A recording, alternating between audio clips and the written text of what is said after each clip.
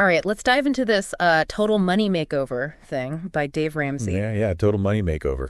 See if it holds up, you know? Yeah, I'm interested in this one. I've heard a lot about it over the years. Yeah. And I think there's some stuff in here that's worth talking about. Yeah. I'm not a huge fan of, like the super strict kind of, hardcore approach, but I think there's some good nuggets Right. in here for sure. Yeah, I think a lot of people, when they think of Dave Ramsey, they think of the debt snowball, Right. And the, kind of the hardcore approach to getting rid of all debt and, having no, credit or anything like that. Yeah, and some people swear by it. Yeah. So I think it's worth taking a look and seeing like what is it about this approach Right. that is so appealing, to so many people. Yeah. Like what is it about, his message that is so effective?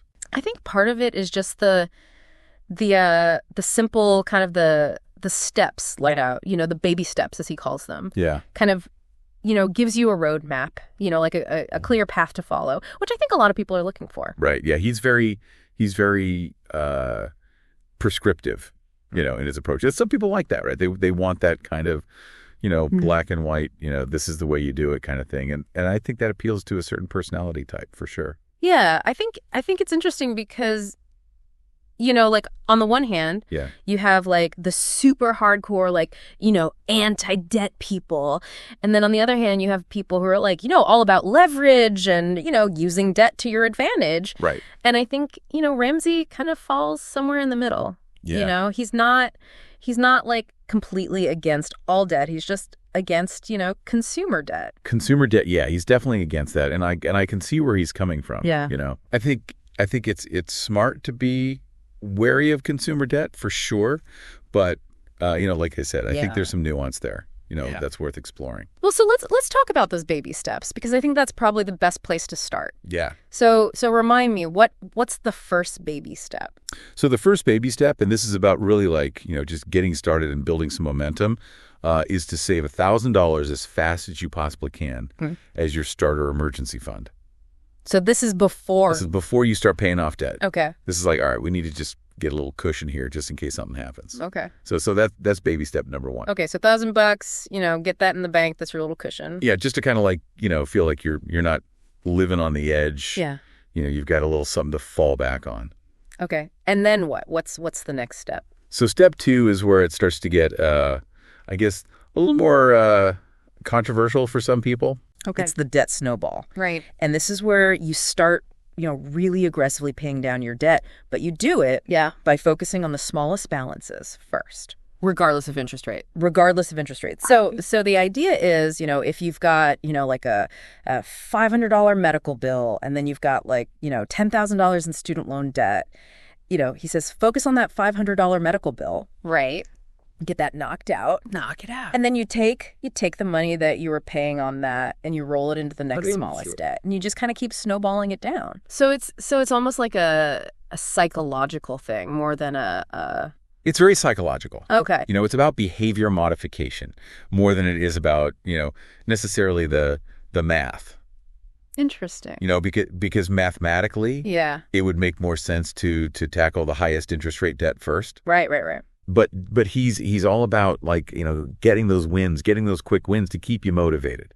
Yeah, so you can see the progress, like you're actually making progress, you're knocking things off the list. Exactly. And that's key, because debt payoff can be a long slog. Right. It can be, years of really grinding it out. Yeah. So he's trying to, make it as motivating and encouraging as possible. Okay, so we've got the $1,000 emergency fund. We've got the debt snowball. What's the next step? All right. So once you've knocked out all of your debt except for potentially your mortgage. Yeah. Then you move on to baby step number 3, which is to build a full emergency fund of 3 to 6 months of expenses. Oh wow. Okay. So this is your what he calls Murphy repellent. Murphy repellent. Yeah. It's like anything that can go wrong will go wrong, so you got to be prepared. Right. So this is your big cushion, to protect you from job loss or unexpected medical expenses or car repairs, whatever it might be. And that 3 to 6 months, is that based on like your take home pay or your? It's based on your expenses. On your expenses. So you figure out, what are your essential monthly expenses, and then you multiply that. Gotcha. By 3 to 6. Okay. And that's how much you want to have in your emergency fund. So this is like, really peace of mind money. Like this is peace of mind money. Okay. This is knowing that, if something happens, you're not going to be, completely screwed. Right. You've got a buffer. Yeah. You've got something to fall back on. Okay, so those are the first 3 baby steps. Yeah. $1,000 emergency fund, debt snowball, and then full emergency fund. Emergency fund, the Murphy repellent. Yeah, exactly. All right, so those are kind of like the foundation. Yeah. Of the Ramsey plan. Right. Now, one of the things that he talks a lot about is debt myths. Oh yeah. Right. So let's dig into some of those. Like Yeah. what are some of the common misconceptions about debt? Well, I think one of the biggest ones, and this is one that he's really adamant about, is debt consolidation. Okay. He's not a fan. So like taking out a personal loan to pay off your credit cards. Yeah. He's like, you're not solving the problem. Right. You're just kind of like, moving it around. Yeah. You're just kind of like putting a Band-Aid on it. Yeah. You're not actually addressing the root cause of the problem. So what does he say is the root cause? Overspending. Overspending. Okay. Yeah. He's like, you're spending more than you make, and so you're going into debt to cover that difference. Okay. And so until you address that, until you fix that, you're just going to keep going back into debt. Right. So it's like, if you consolidate your debt, but you don't change your spending habits, yeah, you're just going to end up back in the same place. You're going to end up right back where you started. Okay. Yeah. All right. So what's another debt myth that he busts? Another one is the whole 90 days same as cash thing. Okay. Yeah. Like, no interest for 90 days. Yeah. And he's like, yeah, but what happens if you don't pay it off in 90 days? Right. Then you're hit with all that back interest. And you're usually in a worse spot than you were before. Yeah, exactly. Gotcha. So he's like, just avoid those offers altogether. Like, it's just a trap. Just say no. Just say no. Yeah. Okay. What else? What else does he talk about? Well, another one is the idea that you need a credit card to build credit. Oh, okay. He's very much against credit cards. So just use cash. He's like, just use cash, use debit cards. Right. You don't need a credit card. Okay, so he doesn't even believe in like, having a credit card and just paying it off every month. Like none of that. He's like, just cut them up, get rid of them. Okay. They're just a temptation. All right. So no credit cards. Yeah. Okay. What else? Let's see. I know he's got a lot to say about cars. Oh, cars. Yeah, he's got a lot to say about cars. Yeah, what's his take on car payments? So he believes that car payments are basically a waste of money. Okay. It's like, you should never finance a car. Oh. You should always buy a car that you can afford to pay for in cash. Even if you have the money to finance it. Even if you have the money? He's like, no, don't do it. He's like, no, pay cash, save up, buy a used car. Okay. And he's got that statistic that he always throws out about, the average millionaire drives a 2-year-old car. Right. He's like, you don't have to have a fancy car to be wealthy. Right. It's about being smart with your money. It's not about the keeping up with the Joneses. No, not at all. Okay, so we've tackled these first 3 baby steps, yeah, and some of the common debt myths that he tries to bust. Yeah. So where do we go from here? Like what's next in the Ramsey plan? Well, I think the next logical step is to talk about his views on investing and building wealth. Mm-hmm. Because once you've kind of got that foundation in place, you've got your emergency fund, you've paid off your debt. Yeah. Now it's like, okay, what do we do with this money? Right. How do we actually start building wealth and, making our money work for us? Exactly. Okay, so let's dive into that. All right. Let's talk about Ramsey's approach to investing. Okay, so investing, like where does Ramsey even want us to start with investing? So I think his biggest thing with investing is really just getting started. And he's a big believer in mutual funds. Right. Index funds specifically. Okay. He's not about trying to pick individual stocks. Right. He's all about broad diversification, low cost. Keep it simple. Keep it simple, yeah. And just consistently investing over time. Okay, and how much does he say you should be investing? So he recommends investing 15% of your gross income. 15%. Okay, that's a pretty big chunk. It is, yeah. For a lot of people. For a lot of people, especially, if you're not used to saving that much. Right. But he really believes that that's the key to building long-term wealth. Okay. It's about being disciplined. And so this is after you've paid off all your debt. Just after you've paid off all your debt, yeah. Okay. So you've got your emergency fund, you've got your debt paid off, and now you're really focusing on building wealth. Okay. And where does he want you to put that 15%? So he's a big fan of retirement accounts, 401k, IRAs, things like that. I don't get it. Take advantage of the tax benefits. Okay, so max out those retirement accounts. Yeah, max those out as much as you can. Okay, and then what? What if you've maxed out your retirement account? Then he's okay with investing in like taxable accounts. Okay. But he's still all about keeping it simple, right? Low cost index funds, things like that. Okay, so no like crazy crypto schemes or anything like that. No, that. Okay. He's very, very conservative, I guess you could say. Yeah. When it comes to investing. When it comes to investing, yeah. Okay. He's not about taking big risks. Okay, so we've talked about debt, we've talked about investing. Yeah. What about like big purchases, like buying a house, for example? So he's a big believer in owning your home outright. Mm. He doesn't like the idea of having a mortgage. Okay. But he understands that that's not always realistic for everybody. Right. So if you are going to have a mortgage, yeah, he recommends getting a 15-year fixed rate mortgage. Okay, so keep it short. Yeah. And pay it off as quickly as you can. Okay, so even if you get a 15-year mortgage, he's still saying like, hey, try to pay that off even faster. Yeah. He's all about, getting rid of debt as fast as possible. Gotcha. Okay. He sees it as a burden. Okay, so 15-year mortgage, pay it off fast. Yeah. All right, what about like college savings? Like if you've got kids. So he's a big proponent of saving for college.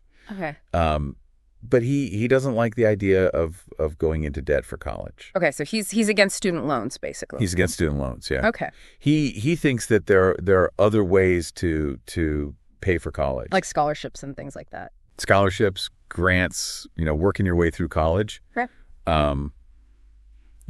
He thinks that you should exhaust all of those options right before you even consider taking out student loans. Okay, so it's like prioritize those other options first, and then if you absolutely have to, yeah, take out loans, then maybe consider it. Yeah.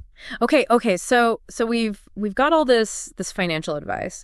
But I know that Ramsey is also very big on kind of the mindset aspect of money. Oh yeah. Right. So what does he have to say about that? So I think one of his biggest things is the idea that you need to have a healthy relationship with money. Okay. It's not just about the numbers. Right. It's about how you think about money, how you feel about money. So it's like almost like a mental game as much as it is a. It's very much a mental game. Okay. Yeah. He talks a lot about like your money beliefs. And how those beliefs can either help you or hurt you. So like what you believe about money can actually impact absolutely your financial success. Yeah, he's like, if you believe that money is evil, right, or that rich people are bad, yeah, then you're probably not going to be very successful with money. Right, because you're going to be subconsciously sabotaging yourself. Exactly. Yeah. Okay, so what does he recommend people do about that? Like how do you change your money beliefs? So he talks a lot about, like identifying your money beliefs. Yeah. Like where did those beliefs come from? Right. Did you learn them from your parents? Yeah. Did you pick them up from society? Right. And then once you've identified those beliefs, you can start to challenge them. Okay. You can start to ask yourself, are these beliefs serving me? Right. Are they helping me or are they hurting me? And if they're hurting you, then you can start to replace them with more empowering beliefs. So it's like rewiring your brain. Yeah, it's like reprogramming your financial software. Okay, interesting. Yeah. So it's not just about the nuts and bolts of budgeting and investing. Yeah. It's also about the mindset, the psychology of money. It's all connected, yeah. Okay, that's really interesting. Yeah. So I know we've talked a lot about what Ramsey recommends. Yeah. But I'm curious to know, like, what do you think? Like, what are your thoughts on his approach? I think there's definitely some good stuff in there. Okay. I like the fact that he focuses on behavior modification. Right. He understands that people are emotional beings. Yeah. And that our emotions play a big role in our financial decisions. So it's not just about the math. It's not just about the math, no. And I think his emphasis on getting rid of debt is a good thing. Right. I think debt can be a real burden on people. Yeah. Yeah. And so I think it's wise to be cautious of debt and to try to avoid it as much as possible. Okay, so you're generally aligned with his I think so. philosophy. I think it's a good starting point. Okay. I don't necessarily agree with everything he says. Right. I think there's some areas where I would maybe deviate a little bit. Okay, like what are some examples? Well, like the credit card thing. Oh, okay. I'm not as anti credit card as he is. Right. I think credit cards can be a useful tool if you use them responsibly. Right. And I think there are some situations where it makes sense to have a credit card. Right. Like if you're traveling or if you're, Yeah, for emergencies. Yeah. For emergencies, for building credit, things like that. Okay. So you're not completely on board with the no credit card thing. No, not completely. Okay. What else? What else do you kind of disagree with him on? I think his stance on investing is maybe a little too conservative for me. Okay.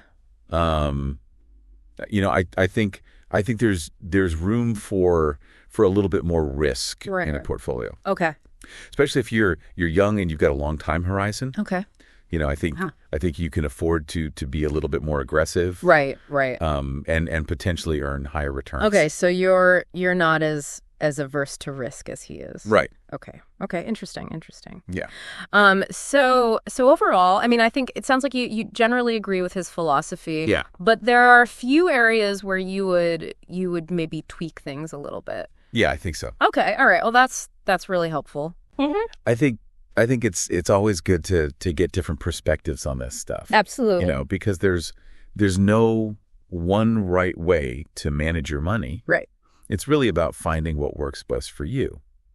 Exactly. Okay, so we've covered a lot of ground here. We have. We've talked about the baby steps. We've talked about debt myths. Mm-hmm. We've talked about investing. Mm-hmm. But I want to kind of shift gears a little bit and talk about something that Ramsey is very passionate about. Okay. And that's the idea of generosity. Oh yeah. Right? He believes very strongly that giving is an important part of financial health. Yeah. Yeah, he talks about it all the time. So why do you think that is? Like why does he think that generosity is so important? I think it's partly because of his faith. Okay. He's a Christian. Right. And so he believes that we're called to be generous. But I also think it's because he sees the impact that generosity can have. Right. He's seen firsthand how giving can change people's lives. And not just the people who are receiving the generosity, but also the people who are giving. Absolutely. Okay, so it's almost like a win-win situation. It is. It's good for the giver and it's good for the receiver. Okay. So how does he recommend people incorporate generosity into their lives? So he recommends tithing. Okay. Which is giving 10% of your income to your church or to a charity. Okay. But he also encourages people to be generous in other ways. Right. Like volunteering your time. Yeah. Or donating your skills. Okay, so it doesn't necessarily have to be financial. No, not necessarily. Okay, You know, gotcha. it can be your time, it can be your resources. Okay, so it's just about being generous with what you have. Exactly. Okay, that makes sense. Yeah. And you know, it's interesting because I think a lot of people, when they think about money, they think about scarcity. Right. You know, like, oh, I don't have enough. I don't have enough. I need more. Yeah. But I think what Ramsey is saying is that when you're generous, Yeah. it actually shifts your mindset It does. from scarcity to abundance. Absolutely. Right. Like you start to realize that you have enough. I do have enough. And that you can actually make a difference in the world. And that it feels good to give. Right. You know, it's not about depriving yourself. Right. It's about sharing what you have. Okay. So generosity is not only good for the people who are receiving it, it's also good for the person who's giving. It is. Okay. That's really interesting. Yeah. So I think we've covered a lot of Ramsey's key principles here.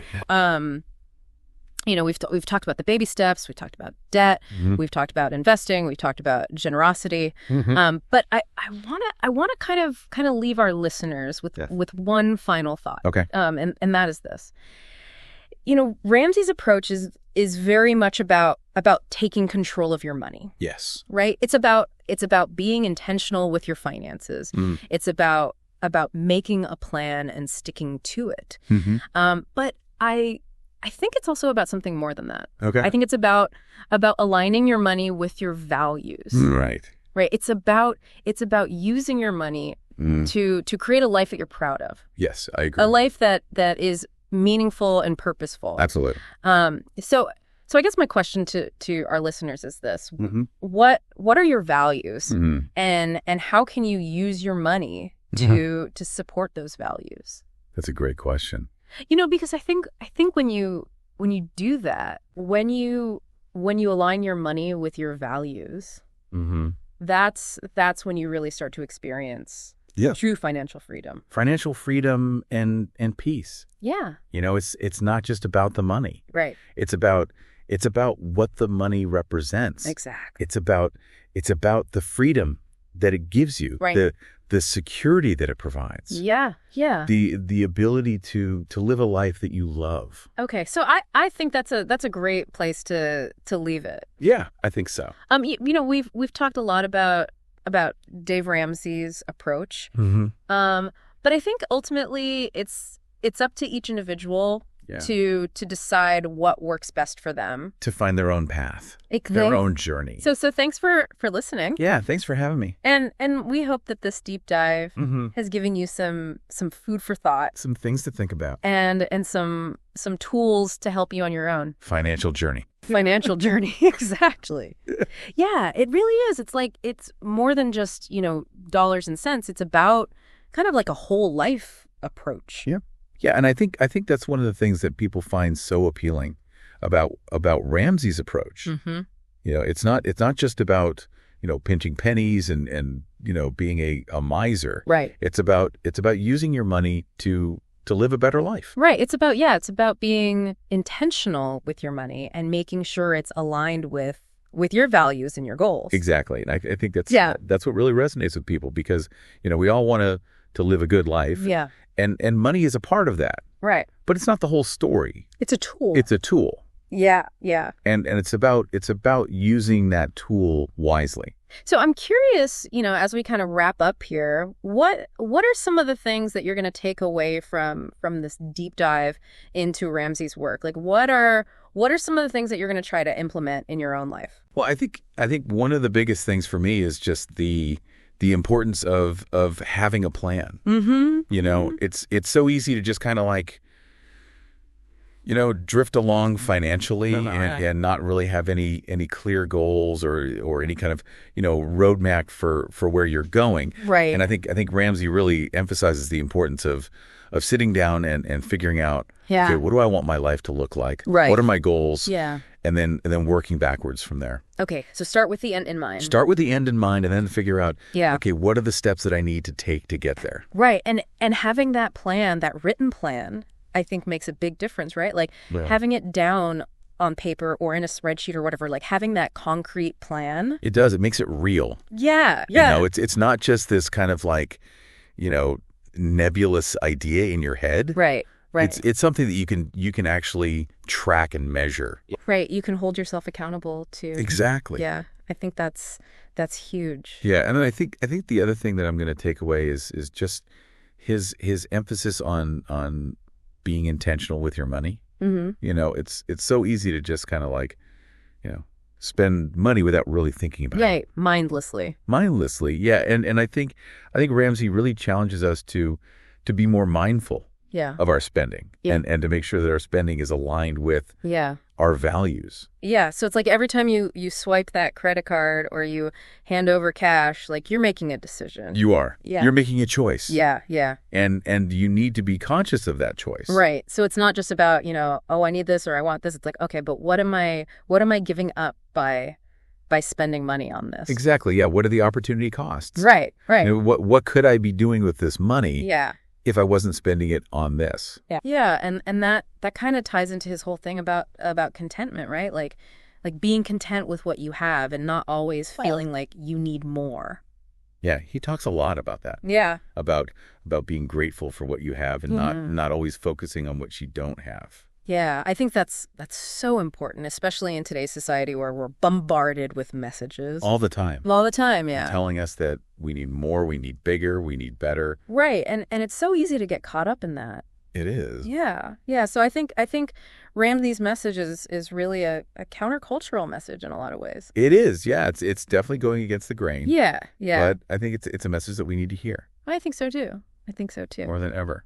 Well, hey, I really appreciate you taking the time to chat with me about this. Yeah, it's been fun. Yeah, I've learned a lot, and I hope our listeners have too. So, for those of you listening out there, thanks for joining us on this deep dive. Yeah, thanks for listening. Into Dave Ramsey's Total Money Makeover. And remember, take control of your money. Don't let it control you. Exactly. All right, we'll catch you next time on another deep dive.